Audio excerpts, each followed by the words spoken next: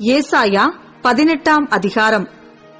எத்தியோப்பியாவின் நதிகளுக்கு அக்கறையிலே நிழலிடும் செட்டைகளுடையதும், கடல் வழியாய் தண்ணீர்களின் மேல் நாணல் படவுகளிலே ஸ்தானாபதிகளை அனுப்புகிறதுமான தேசத்துக்கு ஐயோ!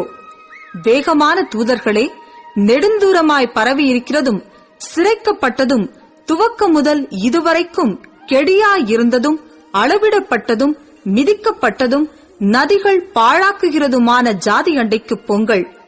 பூச்சக்கரத்தில் வாசமாயிருக்கிறவர்களும் தேசத்து குடிகளுமாகிய நீங்கள் எல்லாரும் மலைகளின் மேல் கொடியேற்றப்படும் போது பாருங்கள், எக்காலம் ஊதப்படும் போது கேளுங்கள்.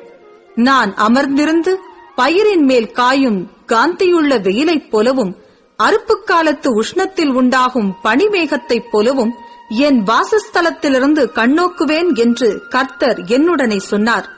திராட்சச் செடிகள் அறுப்புக்கு முன்னே பூ பூத்து முற்றிக் காய்க்கிற காய்கள் பிஞ்சாயிருக்கும் போதே அவர் அரிவாள்களினாலே கப்புக்கவர்களை அறுத்து கொடிகளை எறிந்து அகற்றிப் போடுவார்.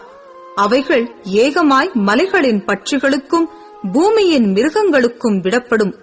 பட்சிகள் அதின் மேல் கோடை காலத்திலும் காட்டு மிருகங்களெல்லாம் அதின் மேல் மாரிக்காலத்திலும் தங்கும்.